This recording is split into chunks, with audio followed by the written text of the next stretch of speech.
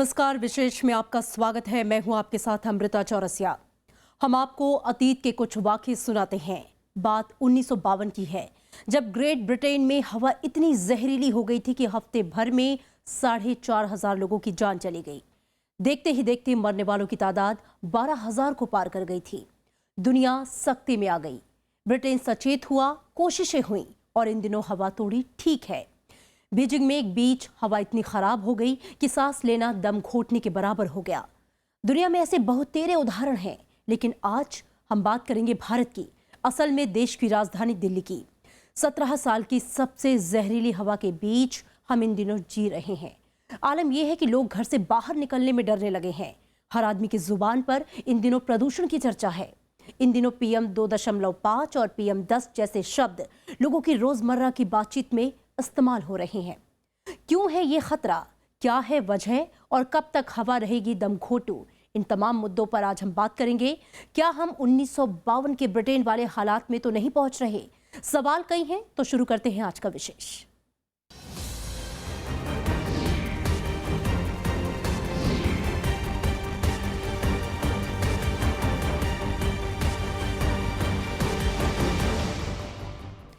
दिल्ली में तमाम कोशिशों के बावजूद प्रदूषण कम होता नहीं दिख रहा। दीपावली के बाद दिल्ली में प्रदूषण का स्तर इस कदर बढ़ गया है कि राज्य सरकार को स्कूलों को बंद करने का आदेश जारी करना पड़ा।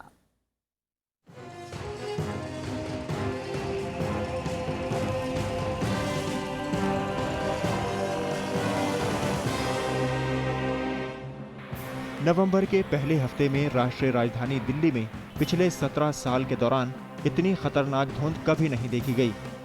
धुंध की वजह से सांस, दमा और एलर्जी जैसी बीमारियों से परेशान लोगों को भारी दिक्कतों का सामना करना पड़ा। अस्पतालों में लोग आंखों में जलन, सांस लेने में परेशानी और गला खराब होने जैसी शिकायतें लेकर बड़ी तादाद में पहुंचे। धुंध का बुरा असर सड़क, रेल और हवाई यातायात पर भी पड़ा। दिल्ली में विजिबिलिटी घटकर 200 मीटर तक रह गई। कई ट्रेनें और हवाई उड़ानें देरी से चलीं। प्रदूषण का स्तर इतना ज्यादा बढ़ गया कि लोगों ने घरों में रहना मुनासिब समझा। पहले इंडिया गेट हम उससे पहले भी आते थे, दूर तक का नजर आता था, मगर अभी जो फॉग नहीं है, स्मॉग है, इतना ज्यादा स्मॉग हो गया, ठंड इसकी वजह से बढ़ गई है, सांस लेने में बड़ी परेशानी होती है, भागदौड़ नहीं करी जा रही पहले की तरह। एयर क्वालिटी इंडेक्स के नजरिए से 0 से 50 का पैमाना बहुत अच्छा माना जाता है।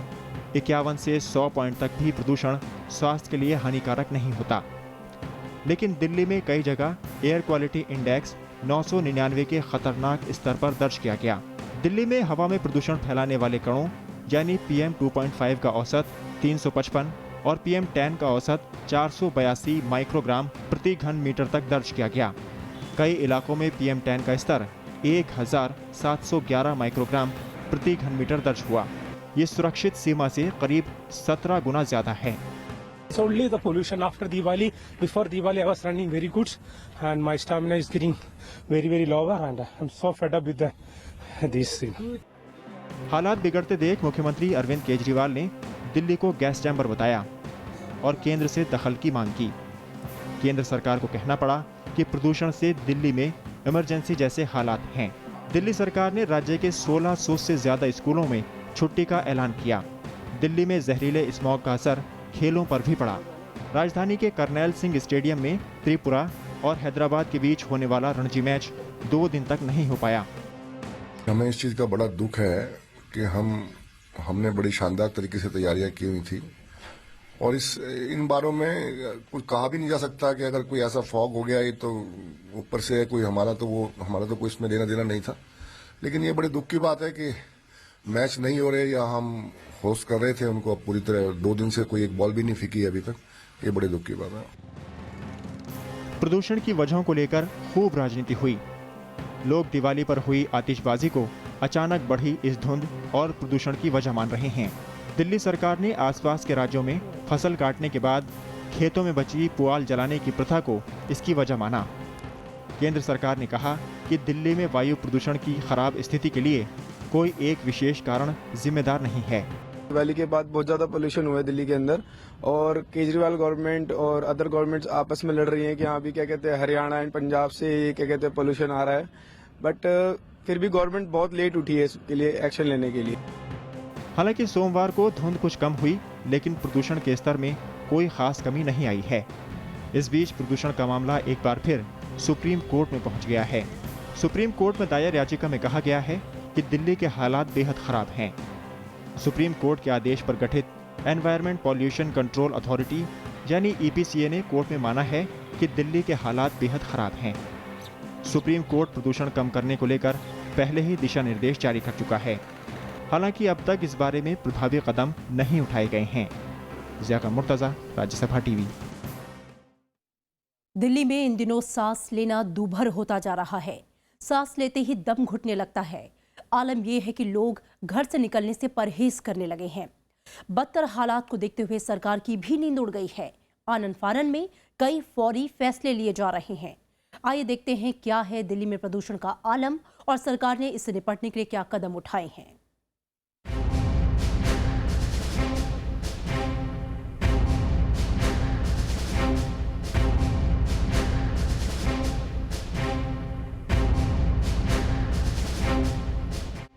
दुकान के बाहर कतार में खड़े ये लोग रोजमर्रा का सामान नहीं खरीद रहे। ये भीड़ है मास्क खरीदने की। हवा इतनी जहरीली हो गई है कि यहाँ सांस लेना रोजाना 40 सिगरेट पीने के बराबर हो गया है।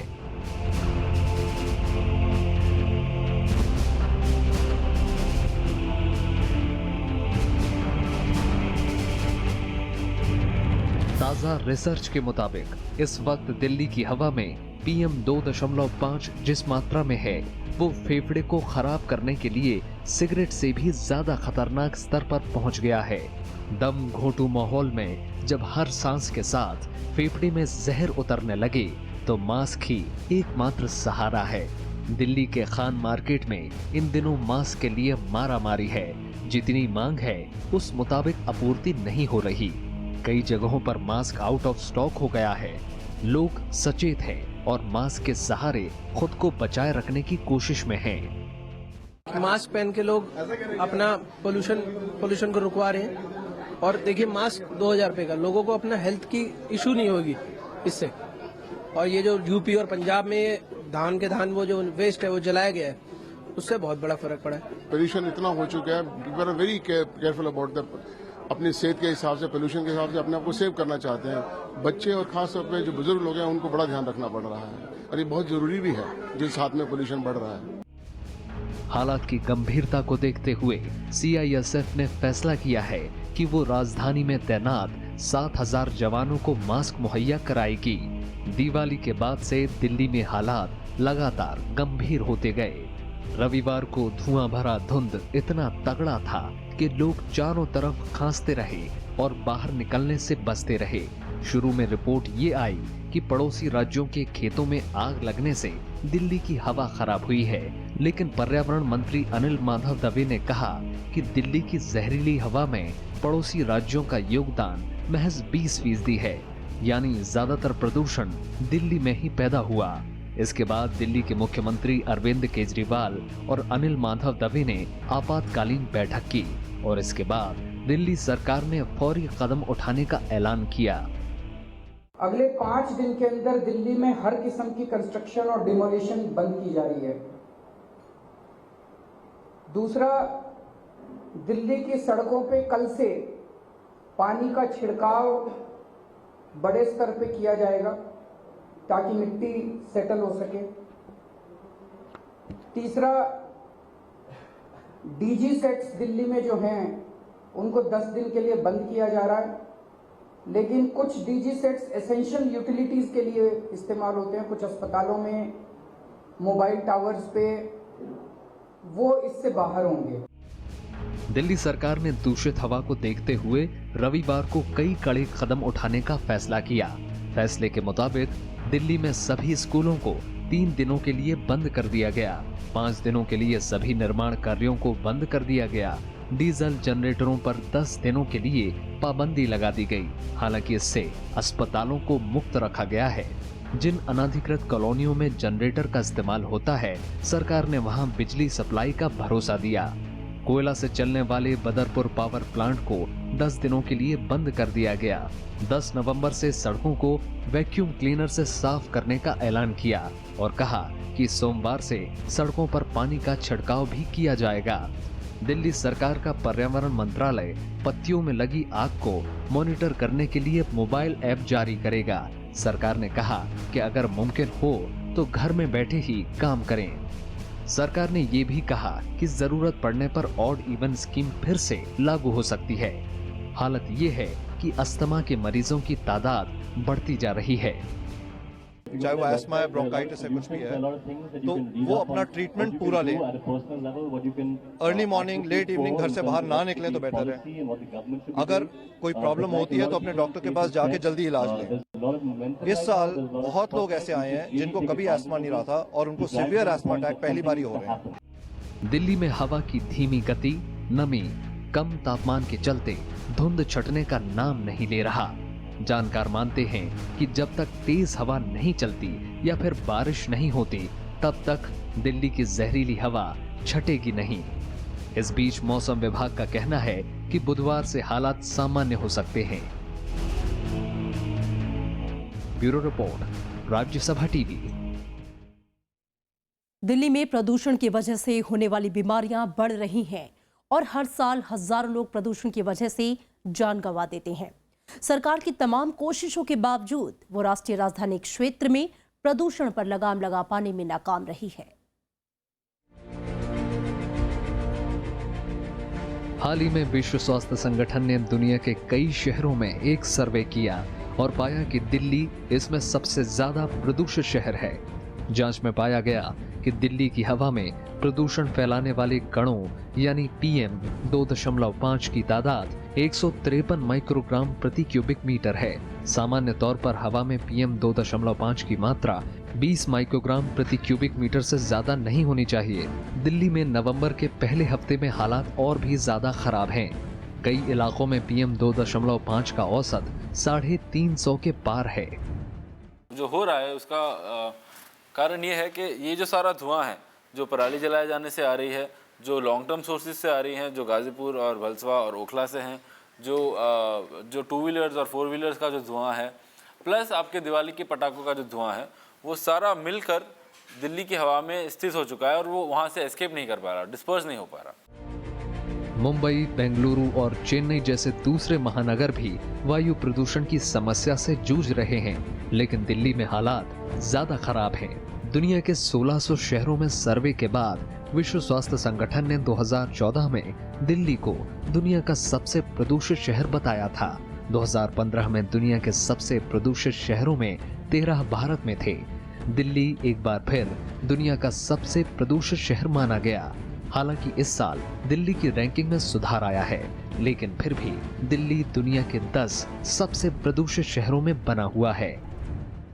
1997-98 जबकि बहुत ज़्यादा प्रदूषण की बात होती थी, जिसके कारण CNG आया था, उस समय भी ऐसा प्रदूषण दिल्ली ने एक्सपीरियंस नहीं किया गया था। लोग दिल्ली के प्रदूषण को अब 1952 के लंदन स्मॉग से कंपेयर कर रहे हैं, क्योंकि लंदन स्मॉग जो कि बहुत ही भयानक प्रदूषण की घटना थी जिसमें दसों हजार लोग मरे थे। दिल्ली के प्रदूषण में सड़क पर उड़ने वाली धूल की हिस्सेदारी 50% मानी जाती है। शहर में 23% प्रदूषण उद्योगों की वजह से है, जबकि 7% प्रदूषण वाहनों से निकलने वाले धुएं की वजह से है। राजधानी में प्रदूषण की बड़ी वजह दिल्ली में लगे बिजली संयंत्र भी हैं। इसके अलावा राजधानी में तकरीबन 1580 रजिस्टर्ड छोटी और मझोली औद्योगिक इकाइयां हैं। इसमें करीब 1300 मैन्युफैक्चरिंग क्षेत्र में हैं। इसके अलावा दिल्ली से लगे राज्यों की औद्योगिक और कृषि गतिविधियां भी दिल्ली के प्रदूषण में 20% तक योगदान करती हैं। 38% जो छोटा कण है PM 2.5 उसके लिए रिस्पॉन्सिबल है रोड डस्ट। दूसरी चीज़ 20% इसका PM 2.5 आता है हमारा व्हीकल्स के लिए। तो आप समझ सकते हैं 50 से 60% सिर्फ रोड डस्ट और व्हीकल्स हैं। बाकी जो चीज़ें आती हैं उसमें आता है हमारा गार्बेज बर्निंग, जैसे लोग लीव्स जलाते हैं, अपना वेस्ट जलाते हैं। भलसवा में, गाजीपुर में होने वाले जो चीज़ें जिससे एमिशंस, जो टॉक्सिक एमिशंस हैं, वो मेन मुद्दे सोर्सेज माने गए। वायु प्रदूषण की वजह से दिल्ली के लोगों में कैंसर और दिल की बीमारियां बढ़ रही हैं। प्रदूषण की वजह से दिल्ली में हर साल करीब 30,000 लोगों को अपनी जान गंवानी पड़ती है। 26,000 से ज्यादा लोग यहाँ हर साल सांस की बीमारी का शिकार बनते हैं। इसके अलावा प्रदूषण की वजह से हर साल हजारों लोग फेफड़ों के कैंसर, हाइपरटेंशन और दिल की बीमारी की चपेट में आ जाते हैं। मोहम्मद फातेह टीपू के साथ जैगम मुर्तजा, राज्यसभा टीवी। वायु प्रदूषण पर जब बात होती है तो आमतौर पर फौरी कारणों पर हम चर्चा करते रह जाते हैं। फिलहाल दीपावली की लोग बात कर रहे हैं। कुछ दिन पहले जब दिल्ली में ऑड इवन जैसे प्रयोग किए गए थे तो पूरी चर्चा गाड़ियों के इर्द गिर्द सिमटी थी। लेकिन यहाँ वायु प्रदूषण के और भी कई कारण हैं। बात चाहे कल कारखानों की हो या फिर विनिर्माण की, इन सब ने मिलकर दिल्ली की हवा को जहरीला बना दिया है।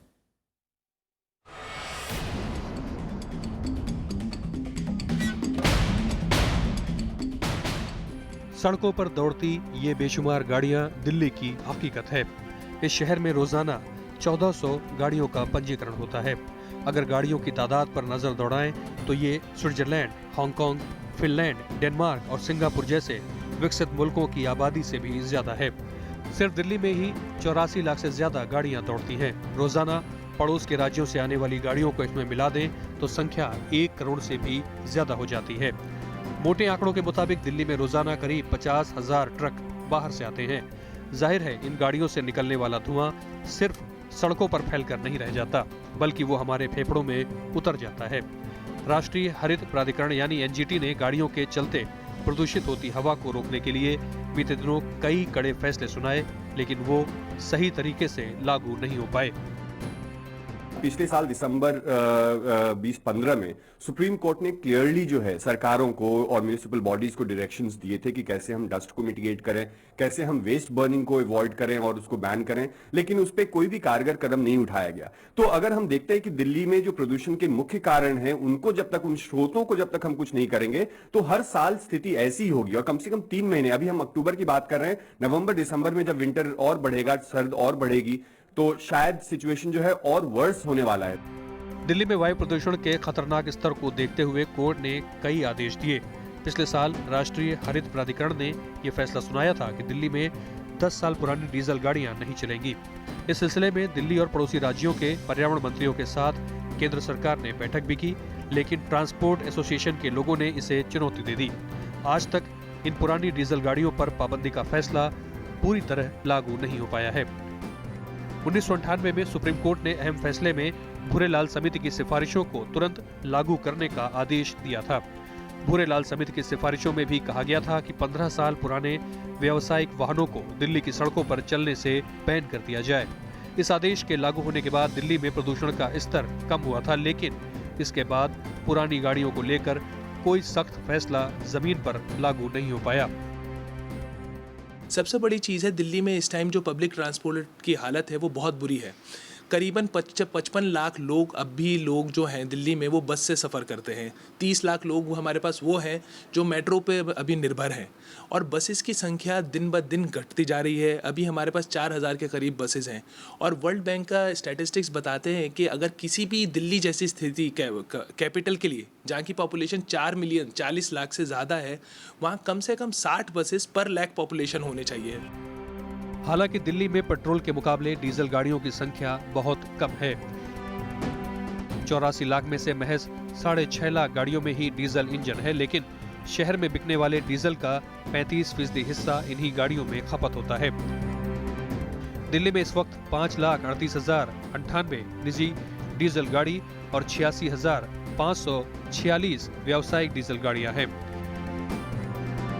इन गाड़ियों से निकलने वाला धुआं शहर की आबोहवा को जहरीला बना रहा है, लेकिन मामला सिर्फ गाड़ियों तक ही सीमित नहीं है। दिल्ली एनसीआर में रियल एस्टेट का कारोबार तेजी से फल फूल रहा है, और उसी तेजी से इसका दायरा भी बढ़ता जा रहा है।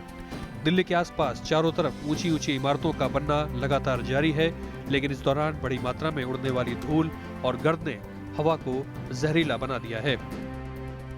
जो पैडी बर्निंग हुआ है जितना भी हरियाणा में, पंजाब में, उसका काफ़ी हद तक दिल्ली की वायु पे इम्पैक्ट देखा गया है। इसके चलते चलते दिल्ली में जो एनवायरनमेंट पोल्यूशन कंट्रोल अथॉरिटी है उसने चीफ सेक्रेटरीज जो हैं दोनों स्टेट से मीटिंग करी है, उन्हें काफ़ी सख्त आदेश दिए हैं कि आप इसको जल्दी से रोकथाम करें। लेकिन रोकथाम करना ही इसका सरल उपाय नहीं है, साथ ही साथ वो जो किसान हैं उनको कुछ ना कुछ ऑल्टरनेटिव देना पड़ेगा। निर्माण क्षेत्र से होने वाले वायु प्रदूषण पर भी एनजीटी ने कई कड़े फैसले सुनाए। बीते साल एनजीटी ने कहा कि निर्माण क्षेत्र में काम करने वाले मजदूरों को मास्क पहनाया जाए। सभी बिल्डर और भवन के मालिक निर्माण क्षेत्र के आसपास तिरपाल लगाएं। भवन निर्माण के बाद मलबे को सड़क या फिर कॉलोनी के भीतर फेंकने की इजाजत किसी को नहीं है। निर्माण में लगी सामग्रियों को पूरी तरह ढक कर रखा जाए ताकि उससे धूल न उड़ सके। अगर कोई बिल्डर निर्माण की जगह पर नियमों का पालन नहीं करता तो उस पर 50,000 रुपए का जुर्माना लगाया जाए। जानकार ये मानते हैं कि जब तक रियल एस्टेट पर इन नियमों को ठीक से लागू नहीं किया जाएगा तब तक हवा में जहरीले कणों की मात्रा और बढ़ती जाएगी। पंचानन मिश्रा के साथ bureau report, Rajya Sabha TV. Delhi में सबकी जान सांसद में फंसी हुई है। हफ्ते भर से प्रदूषण के कहर से लोग जूझ रहे हैं, लेकिन पानी जब सिर से ऊपर आया तो मामला सुप्रीम कोर्ट की दहलीज तक पहुंच गया।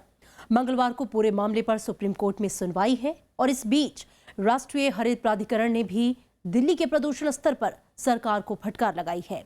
जाते जाते आपको छोड़ जाते हैं इस रिपोर्ट के साथ। नमस्कार।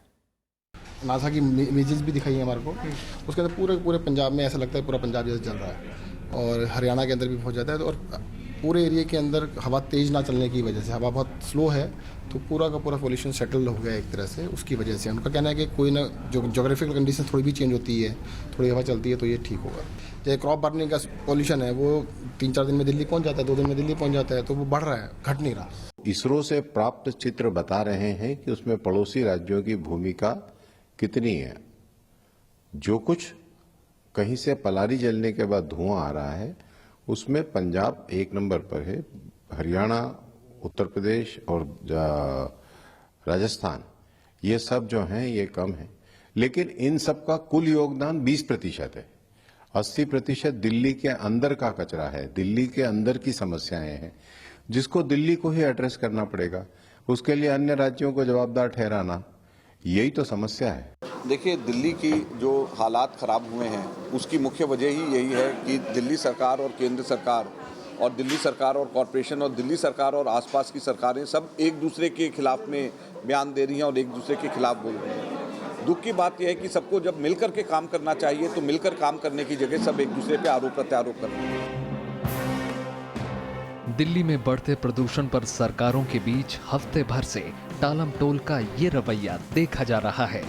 दिल्ली सरकार पड़ोसी राज्यों को जिम्मेदार ठहरा रही है तो वहीं केंद्र सरकार दिल्ली सरकार को। लेकिन लोग परेशान हैं और वो चाहते हैं कि इस पर राजनीति बंद हो। हर एक पार्टी जो है वो एक दूसरे के ऊपर ब्लेम गेम खेल रही है। केजरीवाल कह रहे हैं कि पड़ोसी राज्य से आ रहा है, बीजेपी कह रही है कि केजरीवाल जिम्मेदार है। लेकिन जब कोई पार्टी एक मेजर लेना चाहती है तो दूसरी पार्टी उसको सपोर्ट नहीं करती है। नो डाउट सर, ये एक्चुअली बिल्कुल सही बात है। एक दूसरे ब्लेम कर रहे हैं और इसको जो इसका सोल्यूशन नहीं कर रहे। कोई भी पार्टी, चाहे केजरीवाल है, चाहे बीजेपी, चाहे कांग्रेस, इवन एवरी पार्टी एक दूसरे ब्लेम कर रही है। लाख टालम टोल हो, लेकिन वो वक्त भी आया जब हवा ने जनता के अलावा सरकारों को भी परेशान करना शुरू कर दिया। दोनों सरकार चौकन्ना हुई और बैठकों का दौर शुरू हुआ। एक तरफ केंद्रीय पर्यावरण मंत्री ने 5 राज्यों के मंत्रियों के साथ बैठक की और वायु प्रदूषण से निपटने के विकल्पों में पड़ोसी राज्यों की भूमिका पर भी बात हुई। साल भर क्या कदम उठाए जाएं, इस पर भी चर्चा हुई। दूसरी तरफ दिल्ली के उपराज्यपाल नजीब जंग ने भी उच्च स्तरीय बैठक की। इसमें मुख्यमंत्री अरविंद केजरीवाल, पर्यावरण मंत्री इमरान हुसैन और तीनों निगमों के कमिश्नर समेत तमाम आला अधिकारी मौजूद थे। इन सब के बीच एक तीसरा पक्ष भी है और वो पक्ष है प्रदूषण से परेशान लोगों का। हवा जब बदतर हो गई तो मामला सुप्रीम कोर्ट की दहलीज तक पहुंच गया। जनहित याचिका के जरिए इस मामले में कोर्ट से आदेश पारित करने की मांग की गई है। सुप्रीम कोर्ट के आदेश पर गठित एनवायरनमेंट पोल्यूशन कंट्रोल अथॉरिटी ने बताया कि दिल्ली में हालात खतरनाक हो चुके हैं। मंगलवार को जनहित याचिका पर सुनवाई तय है। हमारी उम्मीद है कि कोर्ट इस मैटर को सुनेगी और जो करना है सरकारों को बताएगी और सख्ती देगी, सख्ती से करेगी। इसीलिए आज चीफ जस्टिस ने कहा कि कल इस मैटर के ऊपर सुनवाई होगी और हमारी उम्मीद है कि कुछ न कुछ कोर्ट सख्ती से गवर्नमेंट को बताएगी कि क्या करना है। दिल्ली में वायु प्रदूषण को लेकर अदालतों की तरफ से लगातार कड़ी चेतावनी दी जाती रही है। पिछले साल हाई कोर्ट ने बदतर हालात को देखते हुए दिल्ली की तुलना गैस चैम्बर से की थी, लेकिन सरकारों की तरफ से इस पर कोई ठोस कार्रवाई नहीं हुई। राष्ट्रीय हरित प्राधिकरण यानी एनजीटी ने इस बीच दिल्ली सरकार से कई तीखे सवाल पूछे। कुछ सवालों पर दिल्ली सरकार घिरी नजर आई। एनजीटी ने पूछा कि इससे पहले जब दिल्ली में निर्माण कार्यों पर 5 दिनों के लिए पाबंदी लगी थी तो दिल्ली सरकार ने इसका उल्लंघन करने वालों पर क्या कार्रवाई की। एनजीटी ने ये भी पूछा कि अप्रैल 2015 के आदेश में जब खुले में कचड़ों में आग लगाने पर पाबंदी लगाई गई, उस पर दिल्ली सरकार ने क्या कदम उठाया। एनजीटी ने पूछा कि स्कूल बंद करने से पहले सरकार ने क्या इंडोर और आउटडोर प्रदूषण का जायजा लिया। एनजीटी ने यह भी कहा कि अब तक हेलीकॉप्टर के जरिए दिल्ली में पानी छिड़काव क्यों नहीं किया गया। सरकार को फटकार लगाते हुए कि क्या हेलीकॉप्टर सिर्फ वीवीआईपी इस्तेमाल के लिए ही बने हैं। एनजीटी ने पूछा कि पंजाब सरकार से दिल्ली सरकार ने इस दिशा में कोई बातचीत की या नहीं। एनजीटी ने यह भी पूछा कि दिल्ली में ऑड इवन फॉर्मूला क्यों असफल रहा। ट्रिब्यूनल ने कहा कि सरकार ने इसके लिए रिसर्च नहीं किया था। एनजीटी ने फटकार लगाते हुए कहा कि जब प्रदूषण का स्तर खतरनाक सीमा को पार कर जाता है, सरकार तभी क्यों जागती है। इन सारे सवालों पर सरकार के पास जवाब नहीं था।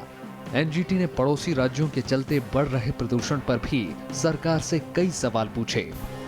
As per the judgment of NGT, Punjab has educated the farmers about the ill effects of the stubble burning through print media, electronic media and through Gram Panchayats as well. And after that we have provided equipments also to some of the farmers from government aid. And moreover, Punjab government is the one who has started a biomass plant, 7 biomass plants which are operating in Punjab.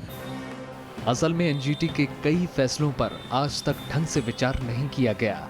कई जानकारों का मानना है कि NGT के फैसले पर अगर सरकार ने पहले कार्रवाई की होती तो ऐसी नौबत नहीं आती। रविंद्र सिंह शौरण के साथ सोनू कुमार, राज्यसभा टीवी।